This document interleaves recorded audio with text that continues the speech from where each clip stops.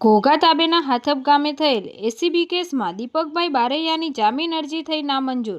આજરોજ તારીખ 2/6/2026ને સોમવારે બપોરે 12 કલાકે મળતી વિગતો અનુસાર ભાવનગર એસીબી ટ્રેપ કેસમાં આરોપીની જામીન અરજી થઈ નામંજૂર। ભાવનગરની સેશન કોર્ટે હાથપ ગામે થયેલ એસીબી ટ્રેપ કેસમાં ડેટા કોમ્પ્યુટર સહાયક દીપક બારૈયાની રેગ્યુલર જામીન અરજી ફગાવી દીધી। કોર્ટે નોંધ્યું કે ટ્રેપ દરમિયાન ₹70ની માંગણી અને ₹55ની લાંચ સ્વીકારવાનો પ્રથમ દર્શનીય પુરાવો સામે આવ્યો છે। આરોપીના પુત્ર દ્વારા ફરિયાદીને ધમકી અપાઈ હોવાનો ઉલ્લેખ પણ કોર્ટમાં રજૂ થયો હતો। ભ્રષ્ટાચાર, સામાજિક આર્થિક દૂષણો હોવાનું નોંધાતા કોર્ટ સાક્ષીઓને પ્રભાવિત કરવાની શક્યતા ધ્યાનમાં લઈ જામીન નકાર્યો। આ અગાઉ પણ આરોપીની જામીન અરજી નામંજૂર થઈ હતી, માત્ર ચાર્જશીટ દાખલ થવી એ બદલાયેલા સંજોગો ગણાવી શકાય નહીં હોવાનું કોર્ટે જણાવ્યું।